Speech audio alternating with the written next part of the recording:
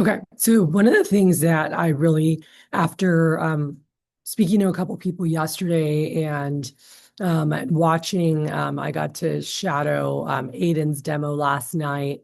And it's just been a while since I've taught this. This is actually something I typically go through before the push starts, and I really want to walk through and just some tips and things because there are little things in our business that make such a big difference.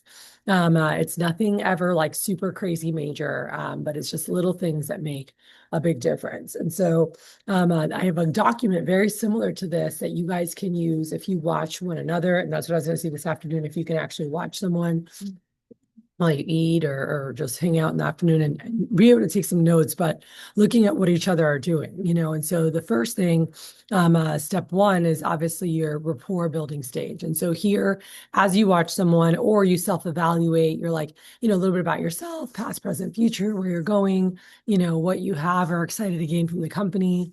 Obviously, we're going to talk about the push and, what you're currently working on, your sponsorship, which has nothing to do with sales, and then giving back. And so there's a couple things that we can do to set the stage for big numbers. This is really important that you guys and look, are people doing some version of this? Okay. So after, and I say these should be like verbatim because they're magical.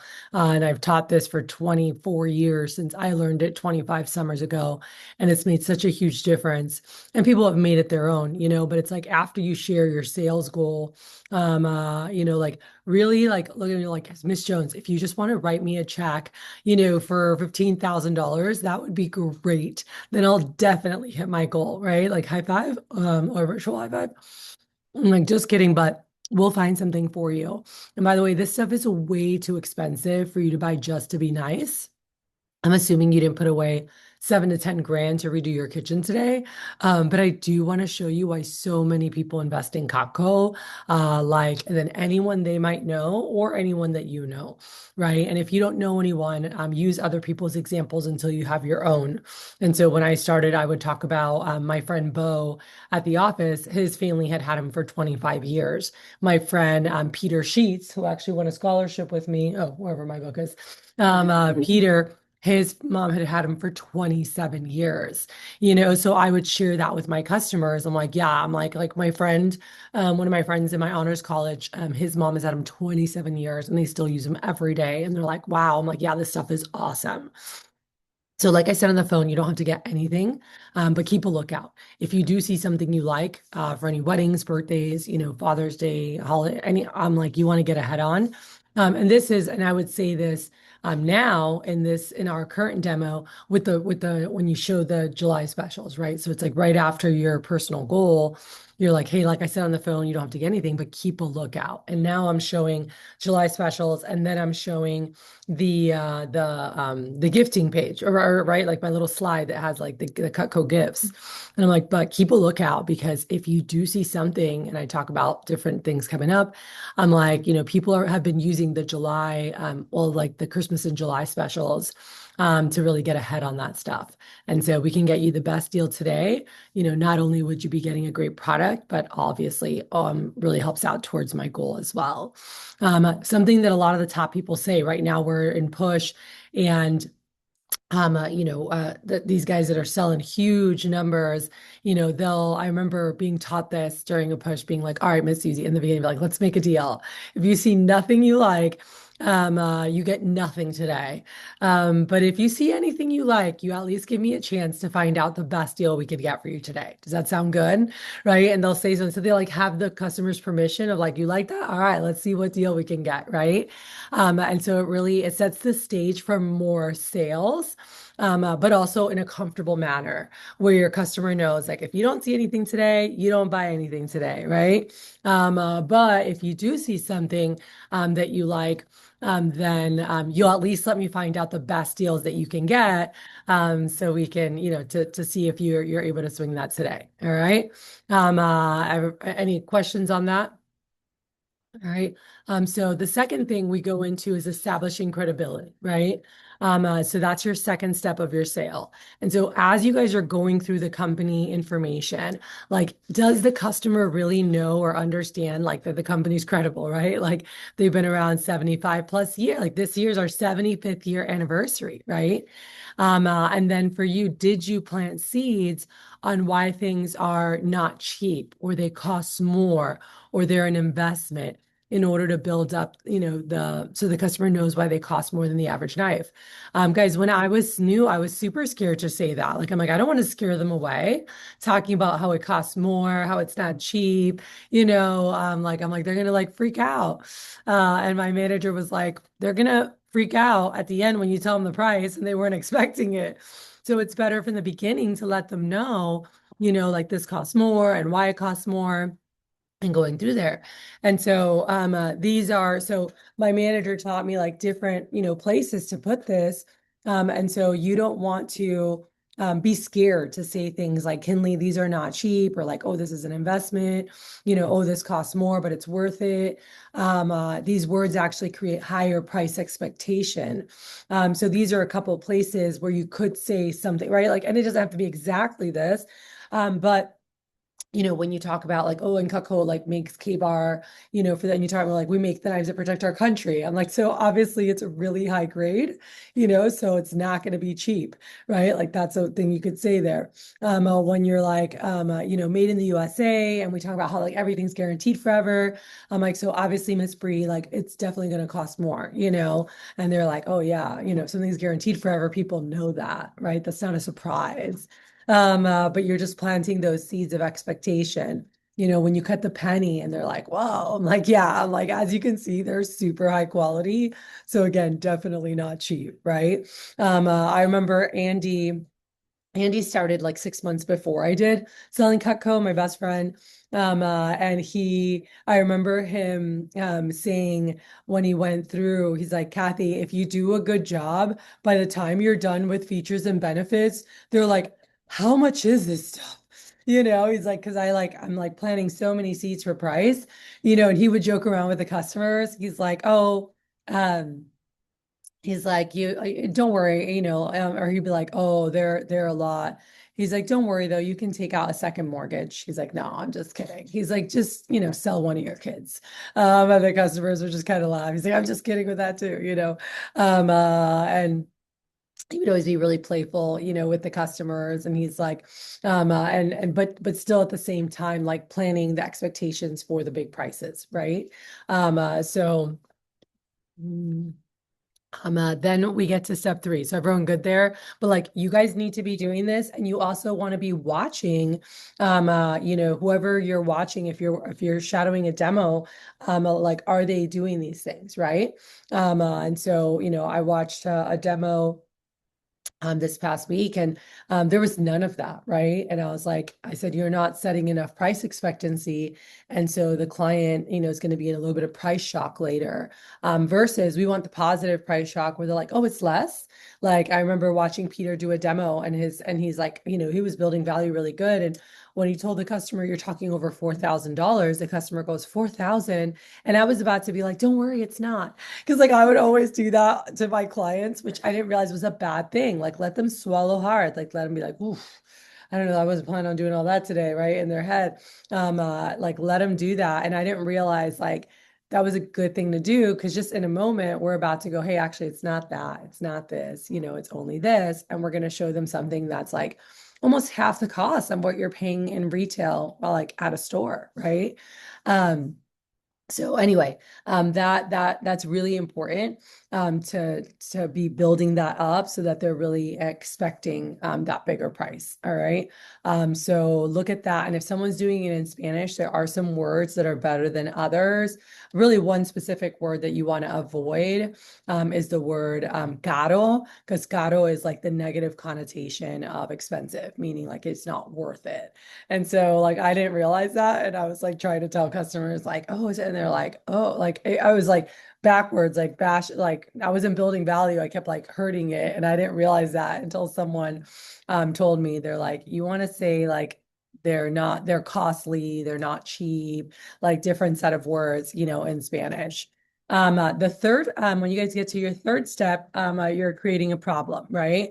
And so you want to look at for yourself. Like, did you or did the rep you were watching cover the disadvantages of common knives in a way the customer actually sees a problem they need to fix? I had demos where the customer literally stood up and walked over, and saw their knife and they were like, oh my God.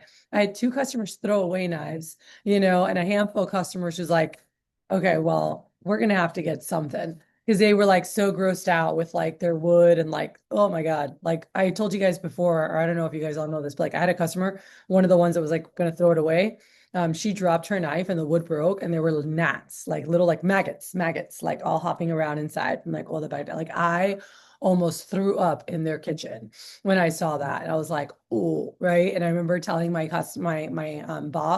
manager at the office, and he said that he had heard about that happening to somebody else as well. And then one of the reps was like, "Oh my God, disgusting!" All right, is all I have to say. So, but when you're walking through, like whether it's sets with wood or like plastic, it's like really dangerous. Like, are you using your nonverbals in your face where they're like, where they're doing faces back, like, oh, or whether it's like concerned or like, oh, this is gross or whatever it is, like your nonverbals do a lot here during the section. You're like, what is really absorbs everything, da da da. Like you're not just like reading facts, like you're creating emotion as you go through creating a problem. Does that make sense? And I would write that down. If you're coaching someone or helping them, like, you're wanting to evoke an emotion of the customer of like, oh my gosh, I don't want to use that, right?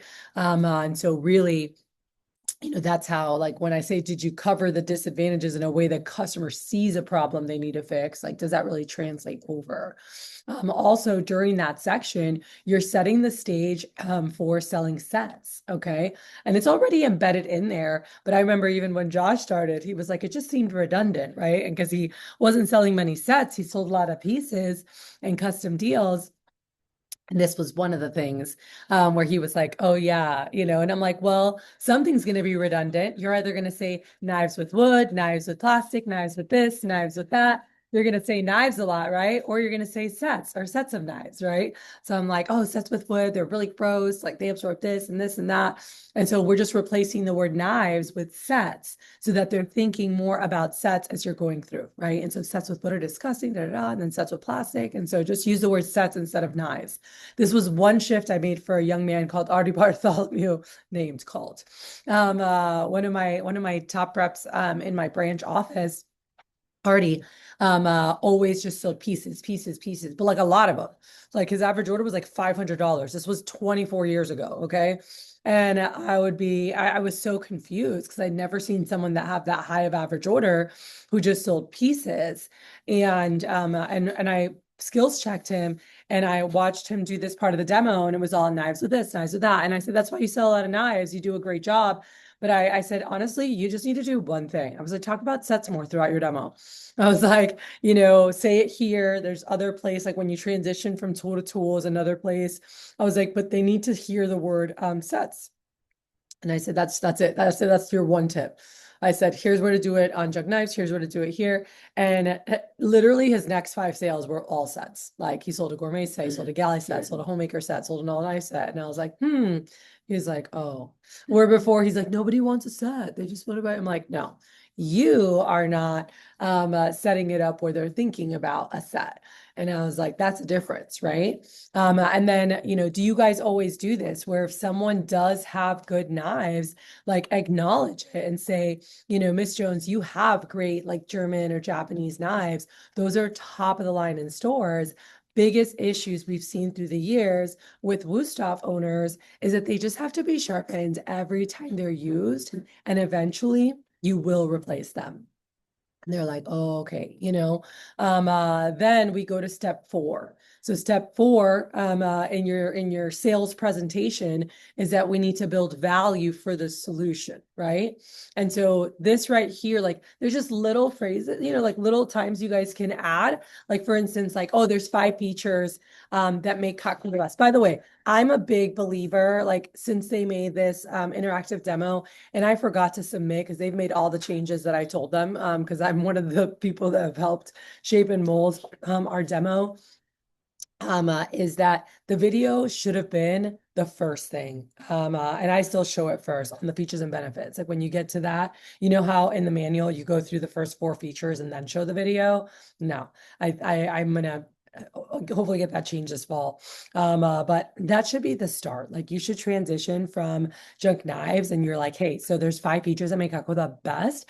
Let me show you why they cost what they do. I'm gonna show you a quick 1 minute video and then I'm pop quizzing you, Miss Susie. I'm like, no, I'm just kidding, but check this out. And I'll play the 1 minute video. And then right after it, I'm like, all right, so to recap, I'm like, the first feature is the wet drop, right? And this feature, Miss Susie, it costs more, but it's worth it because if it's lefties, righties, big, small hands, it reduces hand fatigue. It's one of the, and they're like, oh, wow, okay. I'm like, the second feature because and with that handle too, by the way, it's won awards and it's in the Smithsonian Art Institute for the ergonomics of it, and they're just beautiful, you know. The second feature is the actual material in the handles, as you saw, like the material is called thermal resin, and so Miss Susie, resins are what they use for like football helmets, inside of dishwashers, bowling balls, and so it costs more to use that material for our handles, but it's great because it's not going to absorb moistures. It stays super clean. It doesn't chip. It doesn't crack. It doesn't melt. And that's how like 40, 50 years from now, they're still great. Like I've actually, there's Cutco in my office that's like 60 years old. There's actually from 1949 or 1952. That was my Barbara Bourgeois' mom, Elaine Anthony from my church, was the 1952 knife. And so be like, we literally have 70-year-old Cutco in our office and it's still like intact, right? Like it's faded, but it's intact. But you could send it back and they'll polish them up and it'll look beautiful. We have some of those too. I'm like, it's pretty crazy. And they're like, oh, wow. So this is a place like you guys want to share like any stories, things you've seen, things, people you've met. That's not in your manual. That comes from your experience and you need to be able to share those stories. Yeah. So like will the handles get stained? Because I had a lot of people who like the white. The white will, they don't stain, they don't go, if you leave them in beet water, because I do a lot of beets, you'll see that, but it comes off like, I just use like a Clorox wipe and it comes off. Carrots, if you leave it in turmeric, yes, turmeric, like, oh yeah, your people will, yeah, because we do a lot of turmeric and we do a lot of juicing, and so it will. But I always take it off right away with like one of the Clorox wipes or like any cleaning and it comes right off. But if it did, like my mom's did over time, like 15 years later, they look kind of, you send them back and you're like, they're faded or they look yellowish, like they're not white like I first got them. If they can't buff them down to make them look perfect, they will replace them for free. And so that's what I would tell my customers. I'm like, get the white. I was like, I have the white. I love them. I was like, can they stain turmeric, beet, orange over time? Absolutely, they can, especially if they're not washed right away, right? Something gets on it and it's not clean right away. But if it's ever not to your liking, like of how you first got them, you just send them back and they will like polish them down or just replace them for free. Like, so you can always have your beautiful knives whenever they're replaced for what, $12 shipping to like send them in. And they're like, oh, I'm like, so have peace of mind with that, you know, and trust me, Cutco doesn't want to be replacing stuff all the time. So they are made to last, but it can. How long does that whole process take? Like sending them out, then getting polished or replaced, and then getting They're gonna not have their knives for a solid 3 to 4 weeks because like they'll take like 3, 4 days to get there. And then they'll take care of them within 3 days, they'll be done. And then it takes 10 to 15 days for regular shipping to get back, which is 2 to 3 weeks. So I said that, I'm like, you're gonna be 3 weeks without them. I was like, but then they'll be brand new.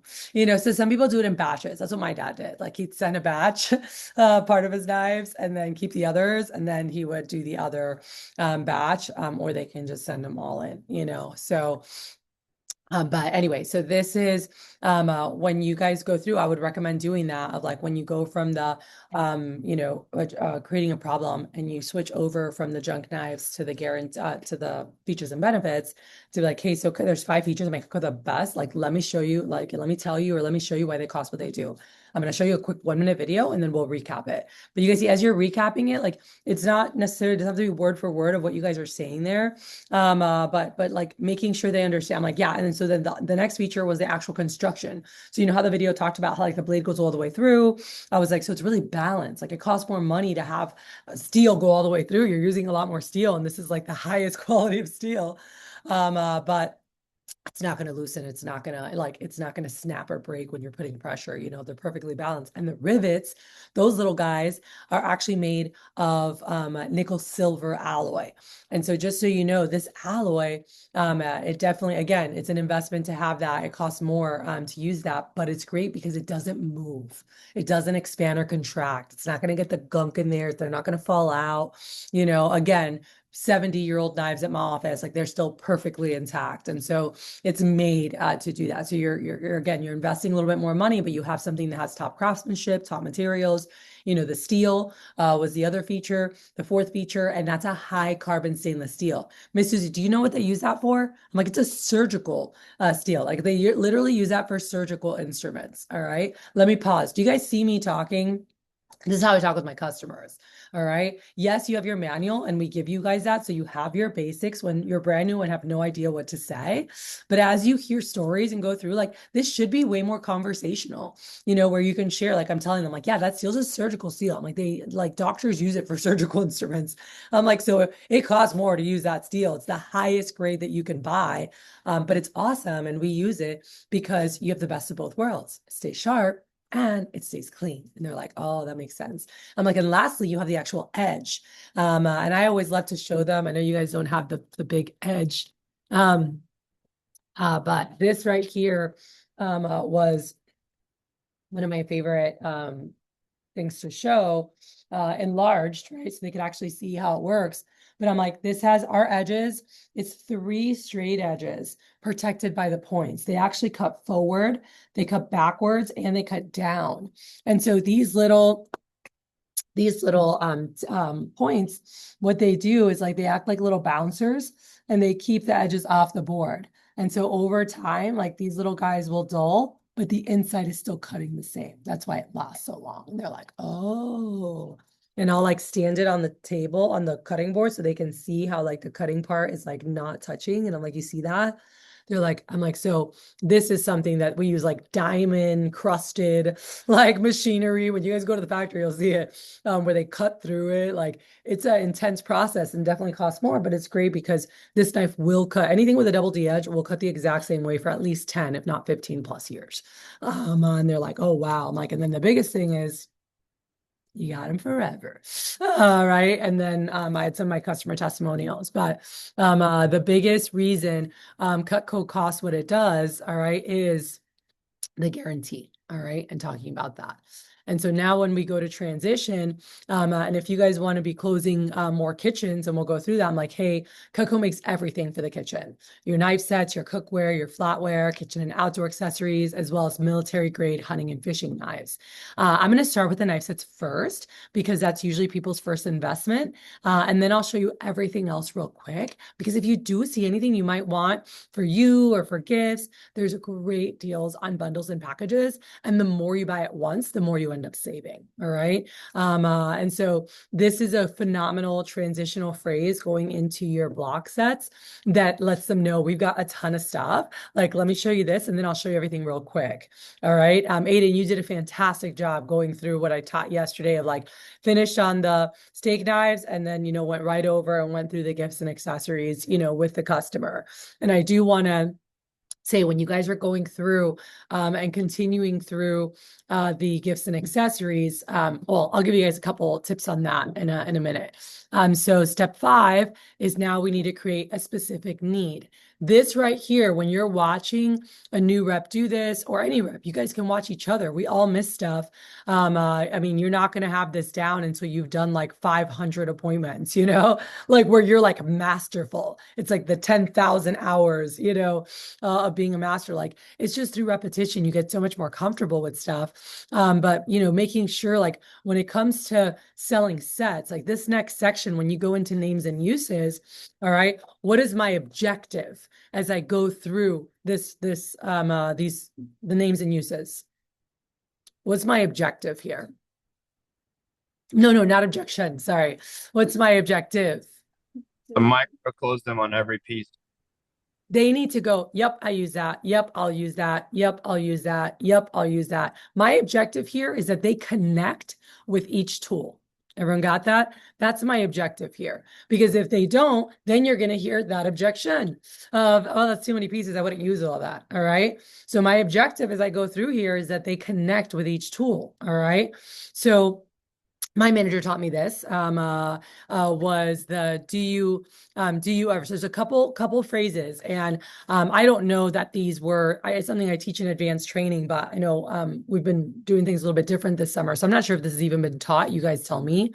But first he's like, my manager told me, he's like, Cathy, like introduce it always with the nickname. I've told you guys that. I did that in training because the customer connects quicker with it, right? Like if I say, oh, uncle, this has the paring knife and it has the petite carver and it has, the French chef. Like if someone doesn't know knives, they're like, what's that? Right? Versus like this has the air one, this has the small utility, this has the chopping knife. They connect with that. Does that make sense to everybody? So always introduce with the nickname because it makes a connection quicker. Again, what's our objective here? They connect with each tool. And so when I use the nickname, they connect right away. They know what it's used for. Then I can tell them the formal name if I want, right? I'm like, oh, the first tool in your basics, that's your air knife. I'm like, do you guys ever cut anything in the air? Peeling, paring, my mom eats apples like she's Huck Finn, topping off strawberries, bananas for cereal or oatmeal, opening avocados, cutting them. I'm like, and they're like, oh yeah, we do that. I'm like, okay, beautiful. That's your air knife. You can also use it for whatever's left that you haven't set, right? But this is like how you walk through the tools. And so I have here, did you introduce the knife with its nickname, right? The next tool in your set is blank, so that the customer easily remembers how you use it, all right? And so they have that connection. Then did you ask questions to share the names and uses of the tools so the customer goes, oh yeah, I do that. Oh yeah, I do that, right? And so I know I've heard different people like, oh, instead of do you ever cut, it's like, oh, do you sometimes or anytime? I don't think that matters. Like this is an open-ended, which is like, yeah, I do that sometimes. Like, oh, do you guys ever cut limes or lemons or oranges? Or like, yeah, of course. I'm like, okay, so this is your citrus knife, but it's also, you can use it for trimming fat off the meats, deboning, deskinning, and just anything small that you're slicing on a board. All right. That's the one you want to use. Now, you actually don't want to use it for spreading, which is why we have your spatula. I'm like, do you guys ever make sandwiches or ever like spread butter or cream cheese or anything like on bread or toast or sandwiches? And if I'm like, do you guys ever make pies or brownies or casseroles or lasagna? At some point here, what was everyone going to say? Oh yeah, we do that. I'm like, okay, this is great for that because it's super thin. And I always like to show them this. I'm like, it's super thin, Miss Susie. And it's really flexible. So it's really easy to like cut that first piece of pie or that lasagna and get underneath it and take it out. Cool. This edge is the same as a knife, and I cut the apple. They're like, whoa. I'm like, yeah, not the one you want to lick the icing off of. Okay. But this is great for spreading, cutting, and serving. And you have one tool to clean. And they're like, okay, cool. Now the next one, your basic set is your larger utility. Think medium-sized fruits and veggies, leftover carving. Have you guys ever bought one of those rotisserie chickens at like Costco or like Walmart, right? That's ready to go. This is great for that. This is also, I'm like, I don't know if you guys buy any medium, like food, fruits or veggies whole instead of pre-cut, but you save a lot of money, Miss Susie, doing that. Like if you buy a cantaloupe, you could buy a cantaloupe, or you could buy cantaloupe pre-cut. Pre-cut, you're paying 3 to 5 times more, by the way, for the same amount. And they're like, well, I'm like, a pineapple, like you can get a pineapple for $2 and it'll fill like 2 to 3 of those little containers at HEB, which they're charging you like $6 a piece for, or the bigger one that's like $10 for the bigger one. If it's one, you could have bought that for $2, but why buy it? Convenience, right? Most people's knives are kind of stinky and like they're gonna have such a hard time cutting through that pineapple. So this is something that people really love and they're like, oh, okay, cool. And then so anyway, but going through like each of these tools as you're, I'm like, oh, do you guys ever buy like any bulk food or any like anything that's heavy duty, like veggies, like root vegetables, like let's say pumpkin or squash or beets or jicama or anything like that. This is really nice. I'm like ribs, you know, my mom would buy chicken wings in bulk at Costco. Like be more personal during these names and uses. I've listened to 4 demos this past week, and that's lacking in most people's. Okay. So make sure that we're doing that. And then after, you know, the steak knives, I always ask this because it creates a shopping atmosphere, but I kind of know where I'm going, like as I'm putting together their wish list and how I'm going to close. I'm this tells me a lot, you know, because I didn't close on a Cutco kitchen every time, you know, but if they like really liked one of the larger sets and they were eyeing the flatware or cookware, well, then it's something that I would show them. But like after I show the steak knives, and pictures, you know, how it has the pictures of the larger sets on the steak knife page. I'm like, so by the way, if you guys were considering a set for your family, which do you feel is best long term? And this was my version, which now in the closing from Lone Star said like over the next 40 years, what would you consider, right? Like which is very aligned. Do you want them thinking longer terms? So you're like, yeah, if you're considering which do you feel is best for you guys long term, like the basic cutting tools, the signature family set, or the complete set, so you'll have everything. I'm like, all right, cool. All right. And I just want to know. I'm like, and then when we're walking through accessories, this is the best phrase to add because it's not like, oh, were you interested in that? You're going to get more no's. Or what did you think about that or anything like that? No, it's just like, hey, would you want to know prices on that? I'm like, all right, I'll put it down. And so as you're going through, I'm like, oh, do you guys know anyone that fishes or hunts? Do you guys know anybody that gardens? Do you guys know anybody that this? Like, so they're like, oh, yeah, I do know somebody. Right. And so open-ended questions are going to help people think more. This is whether in sales or when you're getting rocks. And so with sales, you know, if I just say like, do you like this? It's like, or would you use this? It could be yes or no versus what would you use this for? Do you guys see the difference there? Now they're thinking and they're like, oh, I'd probably use it for this or this, you know, and like for me, I'm not asking like my goal is to get a yes each time. I'm not asking them like, oh, would you feel you're going to use this all? Like this is made for them to use for the next 40 years, you know? And so I know they're going to use it. All right. So it's just, I want to make sure I connect them. They go, oh yeah, you do that. Oh yeah, I use that. Oh yeah, I use that. And then when I finish the table knife, I'll say, hey, Miss Amber, Mr. Aiden, do you guys see how over a lifetime you would use all those pieces? Yes. Aiden, go like this. Do you see how over a lifetime you would use all those pieces? All right. That's what you want to say to the client. All right. And so I didn't put that here. But like right after where are we at? All right. I'm gonna just add it in here. At end of names and uses. All right. Smile and nod. Again, your nonverbals do a lot. All right. So do you see how over a lifetime you'd use all those pieces? All right. And so you're not like, so would you use all those pieces, Kinley? That's not what we're saying. All right. Because people will take what I say and interpret their version of it. And you're not like, so would you use this? No. Do you see how over a lifetime you'd use all these pieces? And they're like, oh, yeah, right. I just got them to pretty much say yes to everything. Because if you're doing it, like I'm going to keep saying uses until they say yes. I'm like, do you guys ever do this? Or do you guys ever make omelet? Or do you ever make a chicken salad or tuna? Do you guys ever like chop up anything small, whether it's like nuts or herbs or onions? And they're like, oh, yeah, I guess we do. I'm like, this is the knife you want to use for that. I was like, so sounds like you probably might not use it every day. I use mine every day. I'm always chopping stuff up. But this is the right tool and it makes it so much easier, so much safer, so much more enjoyable than using a little knife to try to cut this carrot like my mom used to. And it was like just a pain in the butt, right? And they're like, oh yeah, makes sense. So anyway, this is a part, and I'm spending a lot of time here because this is where you sell your sets. You sell your sets by selling each tool. They go, I use that tool, I use that tool. Yep, yeah, I do that. Yeah, I do that. Yeah, I do that. oh, do you see how over a lifetime you would use all these tools? And they're like, oh yeah. I'm like, now the signature, the one I recommend for families that like to cook, it also has the one I told you about, the heavy duty, that instead of whacking with it is for muscling. And then it has the smaller chopping knife. So if you have someone helping, in the kitchen, very nice to have that. So for families that like to cook, you definitely want at least 2 chopping knives.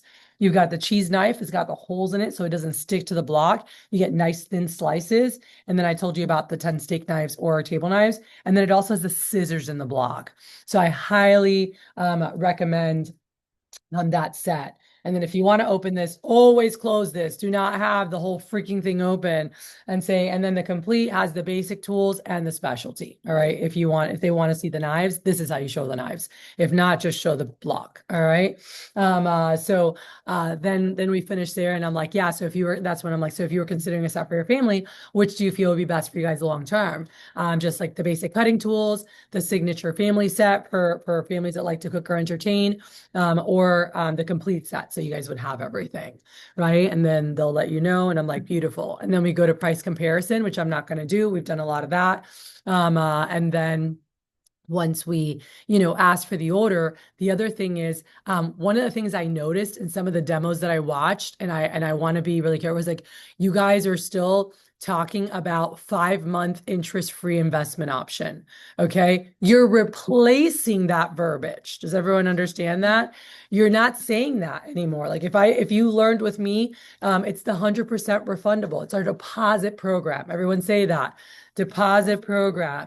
That's what we're looking at, not a 5-month interest-free option. Okay. So when you present the price, it's, auntie, uncle, you guys could pay for this in full. But most people don't. Most people use our deposit program. And so what this allows you to do, and we go through here, right, is it allows you to put down 100% refundable deposit, try out the stuff. Because guys, psychologically, the whole point of doing the deposit program is that they're not thinking about necessarily, I'm buying this today, right? I'm committing today, but instead, they're saying, I feel comfortable putting 100% refundable deposit and trying this out today. Got it? Like that's all I'm committing to is a free trial. Do you guys see the difference between, do you want to buy this today on a 5-month interest free, or do you want to do a free trial first and then make a decision?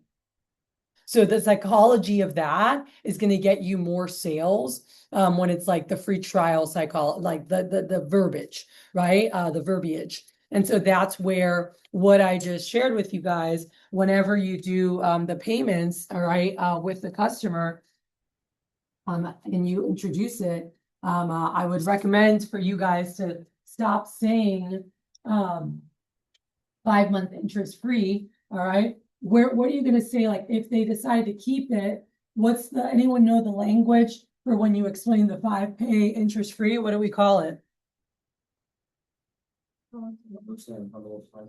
So we have the deposit, right? And we say, hey, you put down 100% refundable deposit, try it out for 3 weeks, see how you like it. Worst case scenario, then you say you have 2 options. You can call and pay the whole thing off, or you can use our easy pay. Cool. So just get rid of the 5-month, whatever payment plan. And it's like, hey, then you can use our easy pay. I was like, it's basically the same exact amount over 4 more months and it's interest free. I was like, it's just to make it easier to get right now. All right. So keep that, it's softer. So again, you have this, and you're like, hey, this would be, if you wanted to try this, this is 100% refundable security deposit that you can put on any set. Gives you 3 weeks to just try it out and see how you like it. All right. After the 3 weeks, you can call and pay the whole thing off. Or after the 3 weeks, you could return it. Worst case, you had 100%, you had free Cutco for 3 weeks. Highly doubt that's going to happen. Most people end up, everyone ends up loving it. So you can either call and pay the whole thing off, or you can use our easy pay. It's interest free. It's the same exact amount for the next 4 months. And basically what you'd want to do is put aside $50 a week in the weekly budget. All right. Which would come out to you guys, it would be $25 each. Cool. All right. So We have something called a buy now bonus. And so if you guys wanted to get that today versus later, you could actually get a free gift. All right. And I would buy you up to $150 of whatever you want for free as an incentive to do it today versus getting it later. So Miss Susie, I wouldn't be doing my job if I didn't ask, would you like to try out that whatever deal? You could either pay in full or just put the deposit down. So you can get the products, try it out for a couple of weeks, see how you like it, and then we'll go from there. It's a lot more comfortable for the customer. Okay. Well, guess what? Closing is finding your customers' comfort zone. So this is another thing that helps people feel more comfortable. All right. So I want to make sure that you guys are doing that. But then when you actually ask for the order, all right, then you want to actually use this. Like you can say, hey, I wouldn't be doing my job if I didn't ask. But you want to say you could just pay for it in full. Or you can get the products, get a feel for them, and then decide. Everyone good? So this is really important. I wanted, it was not